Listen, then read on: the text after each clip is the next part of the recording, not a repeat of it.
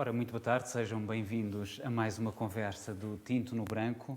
Nos próximos minutos eu tenho o prazer de ter ao meu lado um homem da terra, Jorge Marques, que nos vai apresentar o seu mais recente livro, Mar das Guitarras. Mas antes, vamos a um brinde de um vinho da Quinta dos Penaçais, da freguesia de São João de Lourosa, aqui em Viseu. Estamos ainda em casa. Tá.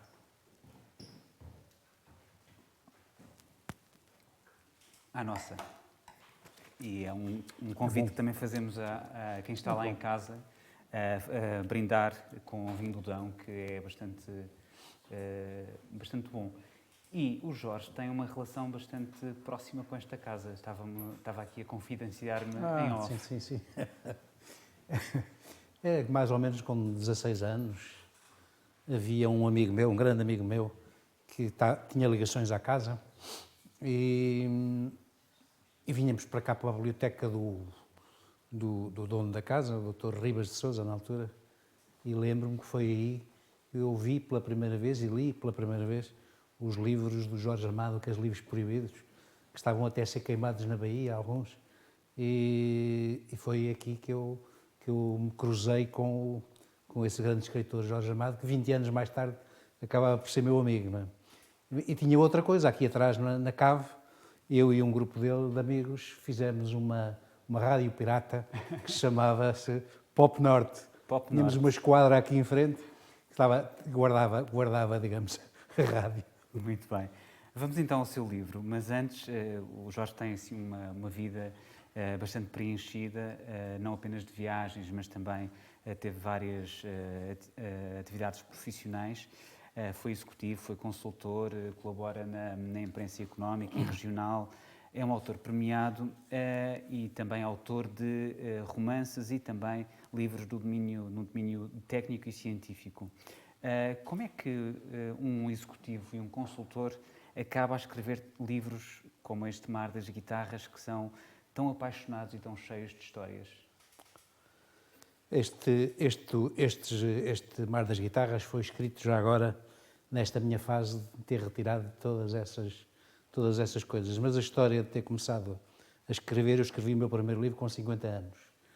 E escrevi-o numa altura em que fiz uma opção de vida. Ou continuava a trabalhar nas empresas, e trabalhar nas empresas, digamos, não há tempo para nada, não há disponibilidade absolutamente nenhuma, ou eu iniciaria a minha fase de vida de consultor, e aí a gente já pode gerir o nosso tempo. E foi exatamente aos 50 anos, quando eu fiz essa passagem entre trabalhar nas empresas e trabalhar como consultor, sobretudo quando se tem que viajar muito, digamos, e foi nessa fase que eu escrevi o meu primeiro livro. Foi nessa.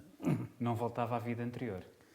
Não, porque, repare, este bichinho de escrever é uma coisa que eu tinha antigo, e mesmo na minha atividade profissional eu dirigi revistas de gestão, eu escrevia muitos textos sobre, portanto, o escrever esteve sempre muito ligado a mim, praticamente desde a escola primária. Agora, quando regressei a Viseu, há 5 anos, eu disse, agora vou fazer aquilo que eu nunca tive possibilidade de fazer, que vou ter o tempo todo do mundo para escrever, e foi aí que comecei a levar todas as coisas mais a sério. Aliás, antes de vir para Viseu tinha escrito 4 livros, e em 5 anos eu escrevi 4 livros aqui, praticamente todos os anos estou a escrever um livro. E já lá vamos, mas já tem um projeto em marcha, 1 ou 2, pronto. É sempre. Mas vamos concentrar-nos aqui no Mar das Guitarras. O Jorge fala da sua viagem atrás da música do Mediterrâneo e com o mar sempre por perto. E eu ia convidá-lo, e no fundo aquilo que eu queria transmitir para início de conversa é que é um livro muito denso, no bom sentido, muito bem informado, e de um homem itinerante, um homem que viaja muito e que faz deste livro um diário de bordo, sendo que é um diário de bordo a posteriori, escrito a posteriori. É um pouco isso que acontece neste Mar das Guitarras. Repare, eu durante alguns anos trabalhei na região do Mediterrâneo e, portanto, vivi, digamos, esse tempo e absorvi certamente muita coisa que ficou na minha memória. E a escrita do livro é muito mais tarde e vai buscar essas memórias, já transformadas completamente, mas tem muito a ver com isso. e tem a ver sobretudo com as sonoridades. O Proust normalmente ia buscar as suas memórias com o chá de Tília e com aquele bolinho que era a Madalena. A busca das minhas memórias é com as músicas. Portanto, há certas músicas que me põem, digamos, num estado emocional muito forte, que provavelmente é nessa altura que vão buscar essas memórias. E isso aconteceu com este livro. E aconteceu também num momento muito especial. Eu não sei se têm acompanhado, há agora um grande movimento no Mediterrâneo, Portugal, Espanha e uma série de países, que acharam que a música do Mediterrâneo se deveria começar a fundir outra vez. Há um espanhol que é o Xavier Rimón, que é um homem que, inclusivamente, reuniu um grupo de 12 mulheres, onde a nossa Marisa está. As mulheres chamam-se as Mulheres d'Água, que é exatamente para começar a casar as músicas do Mediterrâneo. E eu sinto que nesta viagem mais recente, exclusiva da música, há de facto as sonoridades que se tocam. Até países que não se davam bem uns com os outros, que é o caso da Turquia e da Grécia. Hoje há grupos que fundem músicos dos dois lados e que buscam as mesmas sonoridades. E uma experiência curiosa que eu tive com um dos grupos, que é o Café Aman Istambul, os próprios músicos, sendo uns turcos e sendo outros gregos, ambos falam as duas línguas. E, portanto, fizeram também esse esforço de falarem a mesma língua. E é muito curioso, digamos, este movimento do Mediterrâneo, o nosso fado, inclusivamente, que eu penso que tem muitas sonoridades também mediterrânicas. Repare que dos países que não são banhados pelo Mediterrâneo, os únicos que foram aceitos nessa comunidade mediterrânica foi Portugal e foi a Jordânia. Portanto, não tendo o Mediterrâneo, são aceitos, digamos, nessa comunidade. Falou ainda há pouco do Proust, mas a sua busca pelo tempo perdido é não apenas à boleia da música, mas também do vinho. E o que faz todo sentido num festival literário como é este. Há uma história muito curiosa a propósito disso, que é o rei do Irão. A determinada altura, o Irão tem fama de ser provavelmente um dos países onde teve a origem o vinho, o primeiro vinho. E então o rei do Irão, na altura não era Irão, era a Pérsia, o rei da Pérsia cria o seu povo tão feliz que pediu ao rei da Índia para lhe mandar 12 mil músicos. Esses 2 mil músicos para quê? Para ele juntar exatamente o vinho com a música, porque queria fazer o seu povo feliz. Esses 12 mil músicos depois foram espalhados, digamos, por várias cidades e o primeiro casamento de música e de vinho tem exatamente isso. Curiosamente, esses 12 mil músicos eram músicos de uma etnia que depois viria a ser conhecida como os ciganos. Exatamente, os ciganos que têm uma presença fundamental, não apenas na sua vida, mas também neste livro. Qual é, para já, a sua ligação? Como é que se desenvolve este interesse pela cultura cigana? Quando a gente viaja no Mediterrâneo ou quando está, inevitavelmente a gente encontra músicos, bailarinos, bailarinas, há sempre ciganos. Por exemplo, Istambul. Istambul é uma cidade encantadora, é uma das cidades que eu mais gosto. Repare que a Turquia tem 80 milhões de habitantes, 15 milhões moram em Istambul, desses 15 milhões, 5 milhões são ciganos. Muito bem. E são gente, fundamentalmente, ligada à música, as bailarinas da dança do ventre, tudo que é festas é feito pelos ciganos, portanto eles estão muito presentes. A ideia que nós temos dos ciganos em Portugal é completamente alterada relativamente a esta bacia mediterrânica, desde o Egito até ao sul até a Andaluzia, até ao sul de Espanha. Não é? A história das minhas guitarras, estou a citar, começou em Génova, no jantar de um projeto de trabalho que ajudava gente do Mediterrâneo, gente da margem norte e da margem sul. Este é o ponto de partida para... É o ponto de partida do meu encontro com o Mediterrâneo, que foi exatamente esse jantar inicial em que esse grupo foi formado. Era um grupo que era pago e financiado pela União Europeia, que era exatamente para fazermos essa ponte com os países do Sul e ver exatamente. Houve uma altura que foi pena ter-se perdido, que era a Europa pensou que era possível que muitas empresas se instalassem no Magreb, digamos. Isso evitaria, digamos, a vinda de magrebinos para a Europa. Houve algumas empresas, lembro-me da Peugeot, isso, que ainda chegaram a instalar fábricas lá, mas, portanto, a ideia era de começar a fazer essa ligação, de preparar pessoas para gerirem essas empresas que supostamente iriam se transferir para lá. E, portanto, foi aí que eu tomei contacto, digamos, com o Mediterrâneo, porque acabei por correr praticamente aqueles países quase todos. Né? Eu ia convidá-lo a ler uma passagem que eu escolhi e que o Jorge concordou em ler, mas antes gostaria de lembrar o público que podem perfeitamente colocar perguntas nas caixas de comentários do Facebook, que o nosso autor terá todo o gosto em responder. Este que você escolheu é engraçado porque foi um momento da minha chegada a uma ilha grega e portanto foi já quase de manhã que eu fui para o meu quarto e portanto isto tem a ver com esse momento. Levei o mar para a cama, mas arrependi-me, não me deixou dormir, apesar das portadas de madeira das janelas que proibiam a entrada dos raios de luz, noite escura dentro do quarto. Se tinha os olhos abertos, era tudo negro. Se os fechava, era tudo azul. Desde que entrei no navio Europa, no Pireu, eu só via azul. E mesmo depois de ter chegado aqui à cidade, o azul continuava por toda a parte. Nas portas, janelas, nos vestidos azuis e brancos. Esta cor tinha-se entranhado no meu cérebro e não queria sair de lá. O preto da noite não conseguia entrar. Mas eu tinha que me focar bem no que queria e andava à procura. Percebi hoje que é fácil mudar de rota e embarcar sem destino certo. As mulheres de ontem à noite eram uma beleza. Todas, um pouco como a música. Com diferenças ligeiras nos pequenos detalhes, mas encantadoras todas elas.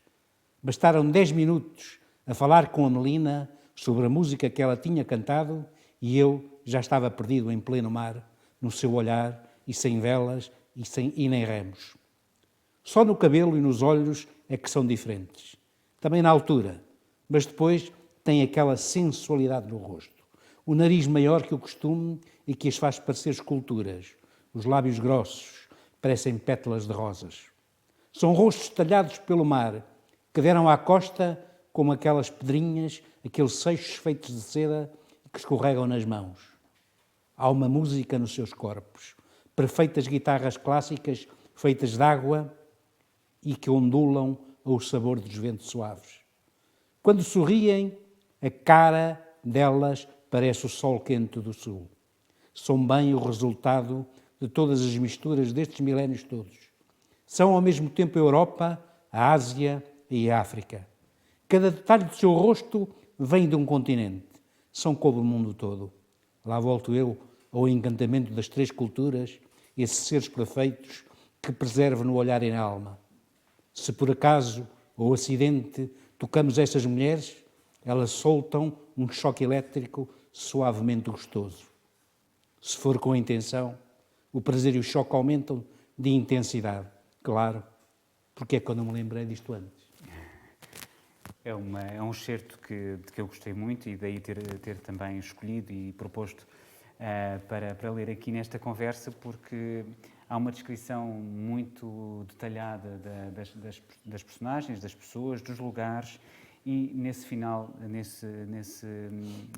tem a descrição também de mulheres. Quando tocadas, acontece um choque elétrico, que é algo muito interessante.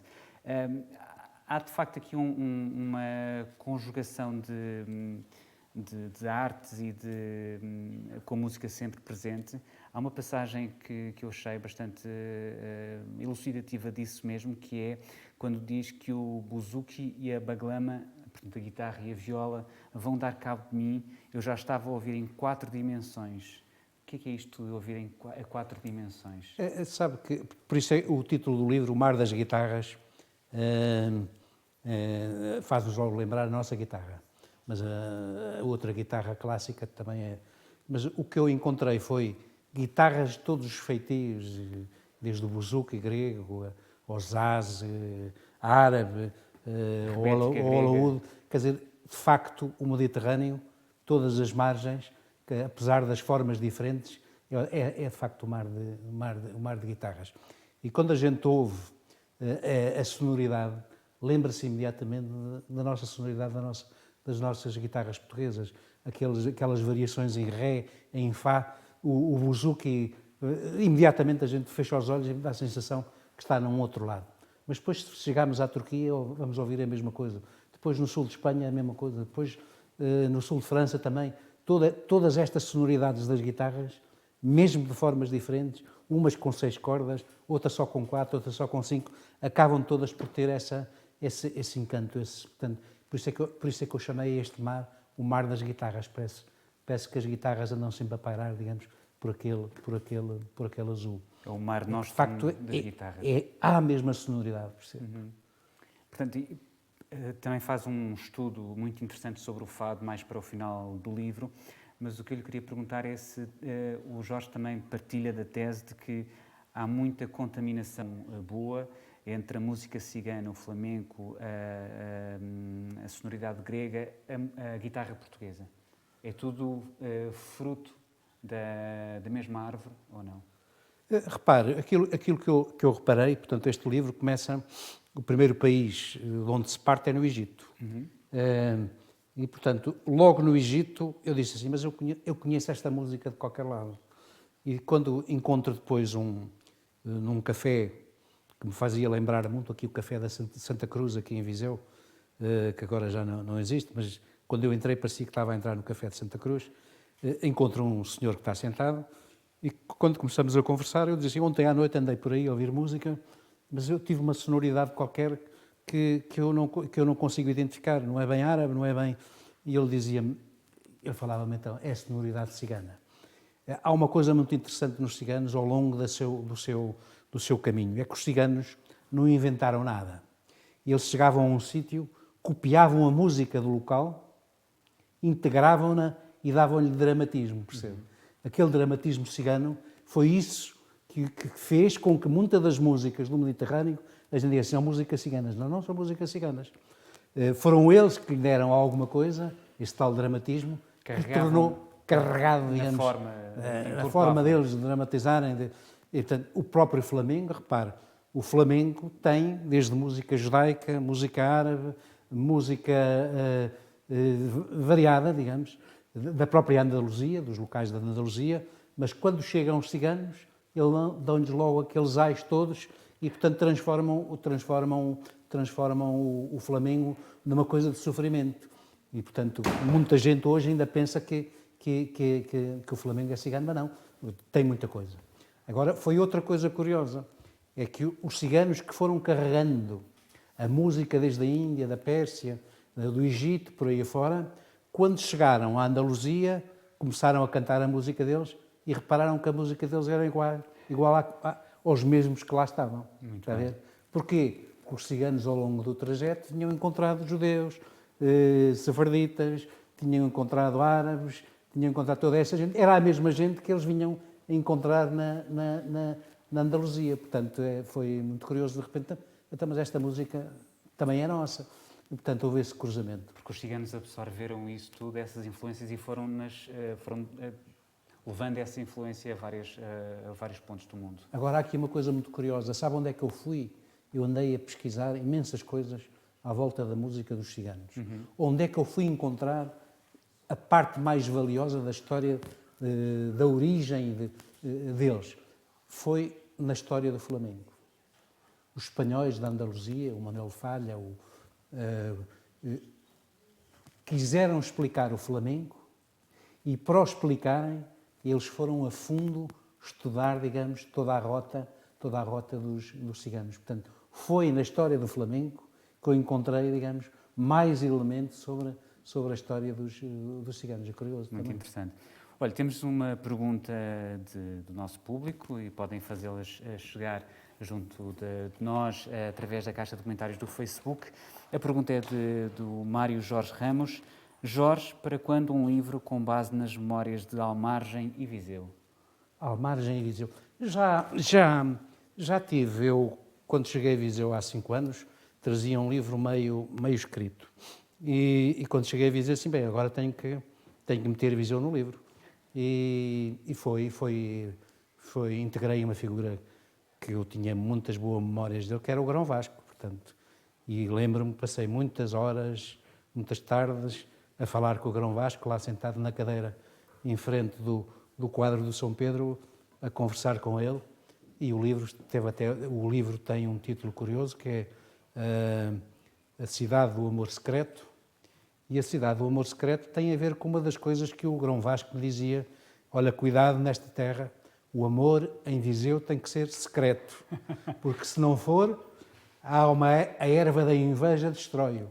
Diz assim, tu tens, se te apaixonares em Viseu, tu tens que guardar esse amor durante 9 meses, que é o tempo que ele pode nascer. E, portanto, tem essas conversas muito engraçadas com o Grão Vasco e da história de Viseu.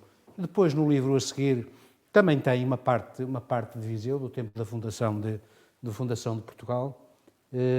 Este tem poucos apontamentos de Viseu. Fala do Toriga Nacional, aqui, digamos, como o vinho, o casamento da música com o vinho. Provavelmente o fado vai ter que adotar o nosso Toriga Nacional como o casamento perfeito entre a música e o vinho. E tenho uns apontamentos ligeiros, mas este, por acaso, é o que tem menos. Mas Viseu já entrou, sim. Já entrou. No Grão Vasco, aliás, repara, o Grão Vasco nasceu na mesma aldeia que eu. E eu lembro-me de ser miúdo com o meu pai e com os amigos irmos tomar banho ao rio, e havia uns moinhos velhos junto ao rio que diziam que tinham sido do tempo do pai do Grão Vasco, porque de facto o Grão Vasco era filho de um moleiro. Portanto, o Almargem, o Rio Voga já entraram num desses livros. Voltamos então ao seu Mar das Guitarras e obviamente quando fala aí de músicas que com os ais introduzidos pelos ciganos que passa um bocadinho mais aquela característica do sofrimento, é inevitável falar de fado, e o Jorge fala de uma forma, a duas vozes, ou a dois tempos pelo menos, que é fado como destino e fado como música. E é inevitável, quando se fala de fado, falar de Amália. E a Amália é também alguém, ou foi também alguém, que incorporou uma série de influências árabes, os arabescos na voz, porque ela tinha uma devoção enorme pela música árabe também.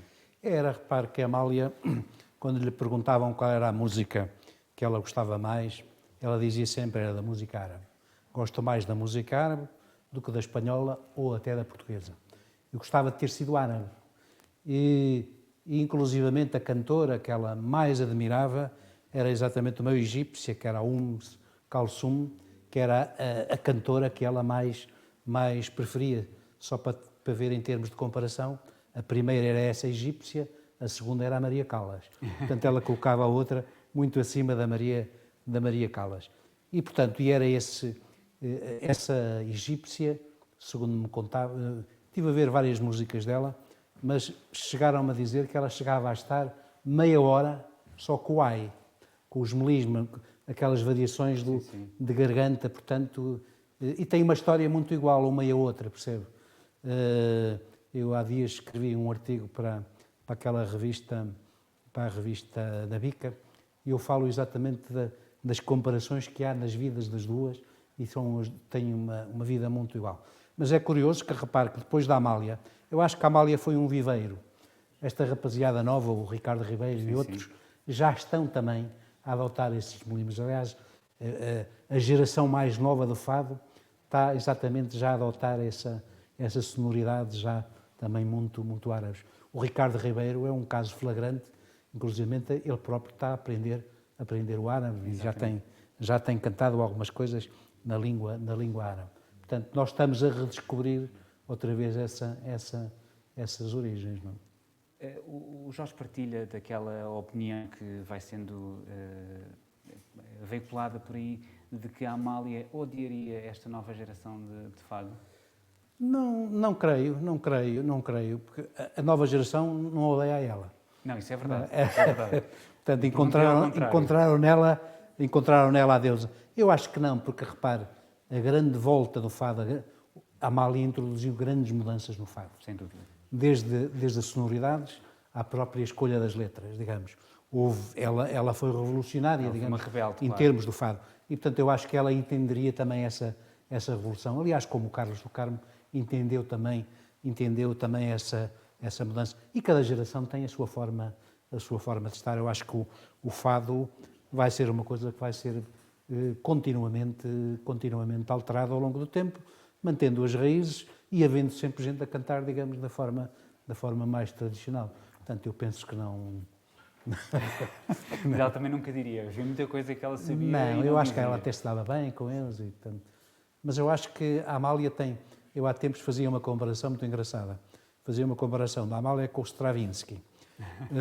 A música durante muito tempo, os instrumentistas eram muito maltratados. Na Grécia, o Platão e o Aristóteles odiavam, digamos, as pessoas que tocavam a música. Portanto, eles gostavam de filosofar sobre a música, mas não ligavam muito aos músicos. E o Stravinsky foi o primeiro, talvez, que trouxe, digamos, a música para a oficina, que nos dizem. Ele dizia, eu quero ser um artesão da música.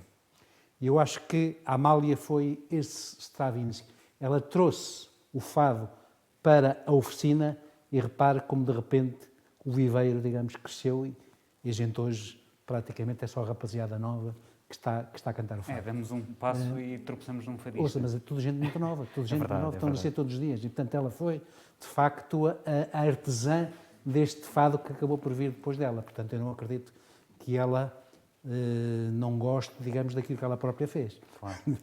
De resto, há também uma presença muito constante neste livro, que é a mitologia grega. Páginas tantas, o Jorge fala de uma sessão espírita a céu aberto, fala de deuses, filósofos, da tragédia, da dimensão catártica dessa tragédia, e diz uma coisa que eu acho muito curiosa, que é Pitágoras era um exagerado com os números. Era, sabe que eu odeio números. E uma das coisas que eu quis aprender música, e em Lisboa, na Academia dos Amadores da Música, que era do Lopes Graça. E quando comecei a aprender música, porque o que eu queria mesmo ser na vida era música, isto aqui para nós. Que ninguém nos ouve. Ninguém nos ouve. E, portanto, eu quando fui lá para a Academia, calhou-me uma professora que durante 6 meses a gente não podia tocar num instrumento e era só solfejo. E eu, ao fim de 3 meses, comecei a perceber que o solfejo era igual à matemática. E de repente, fiquei tão irritado que acabei por, ao 4º mês, penso que foi no 4º mês que acabei por desistir da música, exatamente porque aquilo era uma rotina, eram números, aquilo era... Portanto, lembrava-me matemática, que eu fui sempre um péssimo aluno de matemática, e, portanto, lembrava-me isso e eu acabei por desistir da música. Você sabe que o Pitágoras foi, talvez, das pessoas que deu o contributo maior relativamente à música. Ele fez as harmonias, ele chegou a um ponto tão avançado que hoje só alguns conseguem, que era criar harmonias que davam, digamos, mote para estados de espírito. Sei lá, eu quero pôr esta gente muito feliz. Ele criava harmonias para essa felicidade. Quero pôr esta gente triste, eu crio harmonias para pôr esta gente triste ou pôr a chorar. Está a ver? Ele chegou a esse ponto, digamos, tão avançado de criar estados de consciência com as harmonias que ele criava. Inclusivamente, há uma história à volta do Pitágoras que diz que um dia lhe apareceu pela frente um jovem num estado de embriaguez fortíssimo, já praticamente a cair. Eles dizem o estado báquico, já, digamos, a cair já de uma maneira já muito, muito desastrosa, e ele chegou ao pé de um músico e disse assim, olha, toca estas harmonias. E eles contam que a babadeira do rapaz passou completamente e ele foi-se embora como se nada tivesse acontecido. Portanto, os gregos tiveram isso. Estudaram a música muito do ponto de vista técnico. Por isso, para eles, a música era uma questão de filosofia, era uma questão, digamos, de estética, se você quiser, e não propriamente da feitura da música. Porque depois os gregos não deixaram muita música. Obras, deixaram poucas obras. Deixaram coisas escritas na literatura, deixaram, digamos, desenhos, mas depois foram os romanos que pegaram nessa música e que depois a espalharam, digamos, pelo Império. E na sua itinerância neste livro, diz que Istambul é uma das 5 cidades que trago no coração.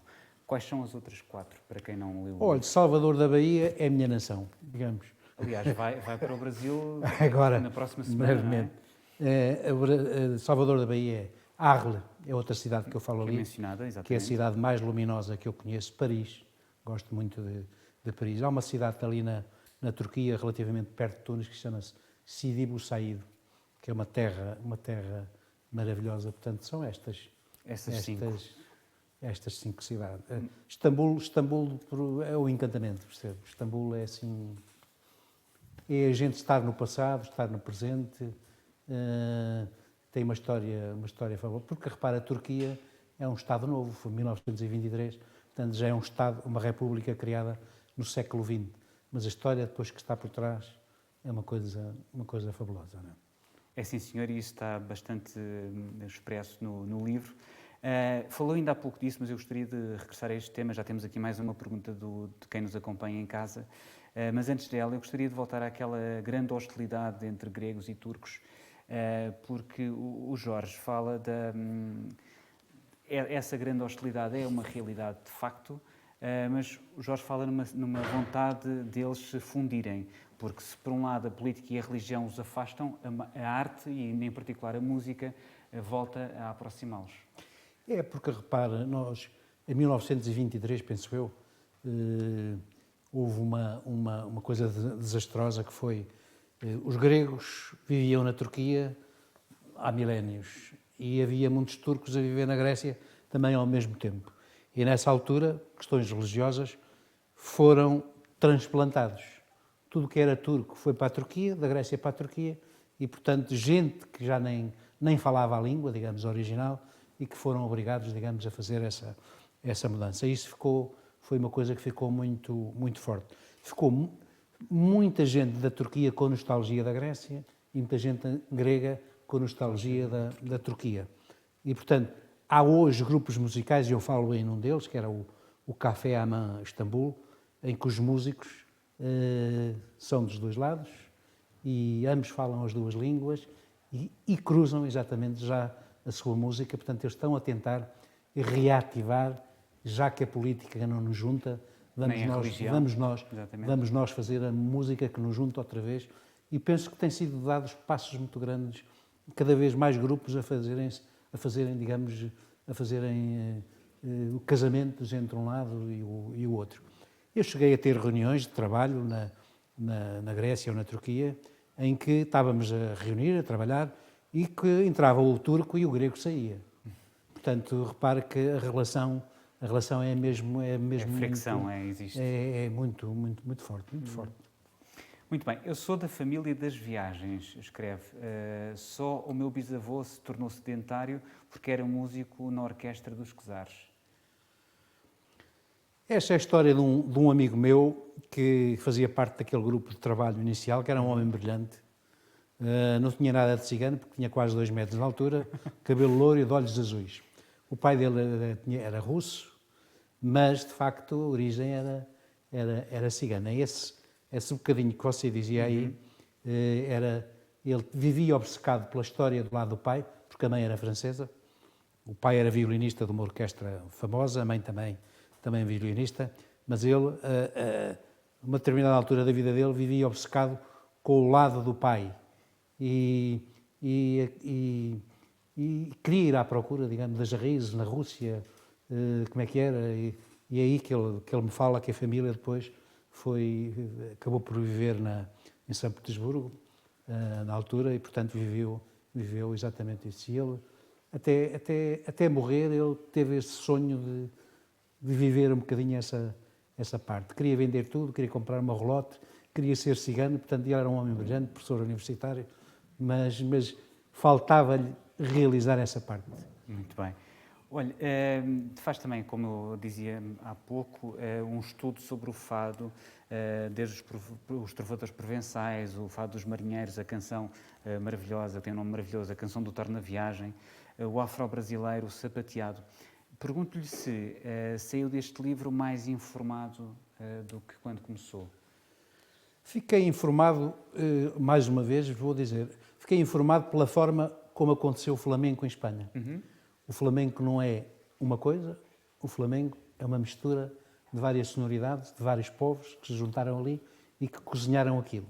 Eu penso que relativamente ao fado, qualquer uma das versões e teorias que há sobre o fado, só uma teoria é sempre pouco.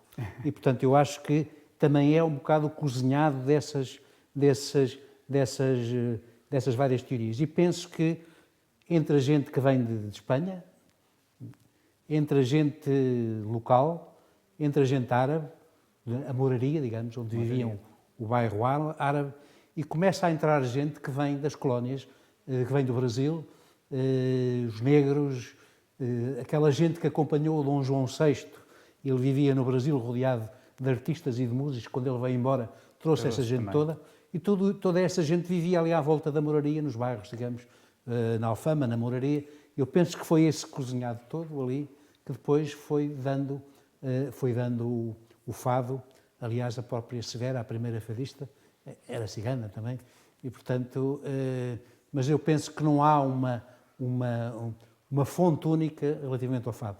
Acho que isto aconteceu com o Flamengo, aconteceu com o fado e com o tango também. Com o tango também. O tango aconteceu exatamente a mesma coisa na Argentina. Exatamente. Fado, flamenco, tango e tantas outras expressões musicais que nunca chegarão a acordo porque são feitas de muita gente, todos vadios e de maus hábitos. É porque, repare, são bairros onde se cruza normalmente gente pobre, imigrantes, prostituição, maus hábitos de viver, a pobreza, a miséria. Essa era a conotação inicial do fado, aliás. Era a solidariedade que depois toda esta gente cria.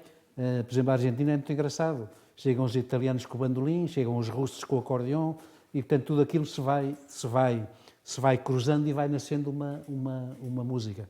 O tango começa por ser dançado por dois homens e, portanto, acontece. E com o Flamengo aconteceu a mesma coisa, repare. E com o fado acho que são três gêmeos que eu gosto das três, percebe? E, aliás, há aquele cineasta espanhol, o Carlos Saura, que fez exatamente uma trilogia de filmes com o fado, o Flamengo e o tango. Isto estão um trabalho belíssimo. Muito bem, fica a sugestão cinematográfica. E a pergunta da Carmo Mendes, que diz, ou que pede, uma pitadinha do seu novo livro. Uma pitadinha do meu novo livro. Reparem, este novo livro vai ter várias valências. Uhum. Uma delas é pegar naquela teoria afrocentrista, que supõe um bocado a ideia da eurocentrista, que diz que a África não tem história. O Hegel, na sua filosofia, desenvolveu essa ideia que os pretos são todos infantis, são todos burros, são todos estúpidos e, portanto, a África não tem história. Mas quando é confrontado depois mas o Egito é África e teve uma civilização brilhante, ele diz assim, não, mas o Egito foi uma coisa por acaso. Foi uma influência mais asiática e isso e não, quando a influência do Egito veio toda, digamos, de baixo do Nilo, da Núbia e do Sudão e por aí abaixo. Portanto, eu quero pegar nessa ideia e tentar contar a verdadeira história africana na sua origem. Uhum. A África tem um problema relativamente à história, é que a história lá era oral, a oralidade. E, digamos, os cientistas da história normalmente querem documentos. E, portanto, daí que o Hegel também disse que não tem história, porque não há documentos escritos. Porque tudo era oral. A informação passava de geração para geração e ia-se contando, digamos, isso. Mas também, na mistura, havia muita mitologia, coisas que não eram história, e, portanto, também há uma razão para isso. A outra coisa que eu queria pegar era nessa oralidade. Uhum. Eu penso que o mundo vai assistir a uma coisa, eu acho como as coisas repetem-se frequentemente, e o mundo vai assistir a uma coisa que é assim, a oralidade, tudo começou na oralidade, depois passamos para o livro, eu acho que o livro, a pouco e pouco, está a ser morto.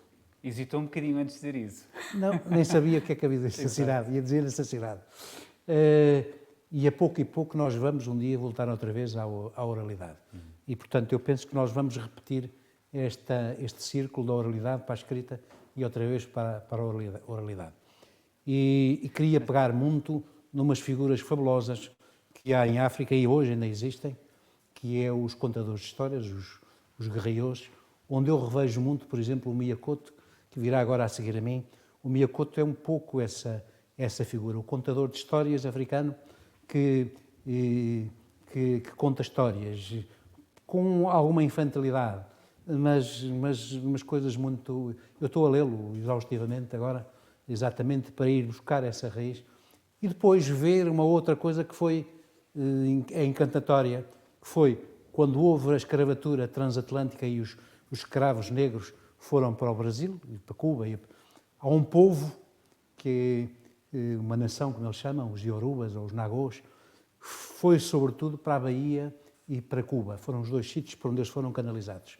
E eles rapidamente reconstruíram a sua cultura, a sua religião e a sua música na Bahia. O candomblé é tipicamente uma religião que sai da África e que é implantada... Vindos, sobretudo, da Nigéria. Do Níger, sim. Exatamente. Que vai ser implantada, portanto, e hoje nós na Bahia temos 365 igrejas, uma por cada dia do ano, mas você tem 3 vezes mais lojas de candomblé ou terreiros de candomblé e, portanto, é provavelmente das cidades mais africanas que há no mundo. Mais de 50% da população da Bahia são africanos. Portanto, é interessante ver como é que, saindo da África, numa situação de escravo, se muda para o outro lado e se impõe depois lá a cultura e a religião, digamos, num outro país. E chegaram até a fazer revoluções, chegaram a tomar conta da Bahia, da cidade da Bahia durante um tempo, depois, enfim, foram mas era uma coisa muito curiosa. Os escravos que vieram desse povo Nagô era gente culta e depois eram os professores dos meninos brancos das fazendas. Talvez a primeira coisa do chamado outsourcing acontece exatamente aí. Eu tenho um escravo que é culto e eu alugo para as outras fazendas para irem dar essas aulas. Portanto, era gente muito culta, que era mais culta do que os próprios senhores. Exatamente. Quando é que estará pronto esse livro? Estou a começar. Está agora a começar, acho. Vamos dar tempo. Olha, tem mais uma pergunta do público. Eu pedi-lhe uma resposta breve, tanto quanto possível, porque estamos a ficar sem tempo. O Lumar Carvalho diz: muitos estudiosos são de opinião que os ciganos são de origem indiana. Caxemira e ciganos diz-lhe alguma coisa? Repare, a história, mais uma vez eu fui buscá-la à história do Flamengo, aquele poeta o Garcia Lorca. O Garcia Lorca diz isso, diz que na sonoridade da música do Flamengo estão integradas alguns sons que são tipicamente indianos e, sobretudo, alguns dos gritos têm a ver com as ragas da Índia. E, portanto, a história diz-nos que há um povo que saiu, de facto, da Índia, à altura em que era um povo com uma cultura superior, que mantinha ligações com o Mediterrâneo e um dia foi invadida por um povo bárbaro que os escravizou. E foi depois dessa escravização que eles acabaram por fugir, digamos, para serem gente livre. E foram subindo por aí a história da Pérsia até ao Egito. É curioso que depois há muita família cigana que diz que a origem dos ciganos é no Egito. E repare, depois eles acabam por ser conhecidos os egitanos, os gípsios, exatamente, os gitanos, e portanto tudo isto tem a raiz do Egito, dos egitanos, tudo vem daí. Eles gostaram de ser egípcios e chegaram à Espanha dizendo que nós somos duques do Egito. E o rei espanhol passou-lhes o salvo-conduto, podem circular à vontade, e enganaram, digamos, o rei de Aragão, dizendo que eram a nobreza do Egito. Muito bem. Jorge, muito obrigado por esta conversa. Vamos brindar novamente. Acho que faz todo sentido. Agora, quem nos esteve a ouvir e a paciência exatamente, de nos ouvir. E justamente para quem nos está a ouvir, não se esqueçam que já a seguir fica a mesa de debate, o dia em que explodiu Mabata Bata, com Miyakoto e Sol de Carvalho, a moderação de Tito Couto. Esta é uma sessão pré-gravada. Muito obrigado, até já.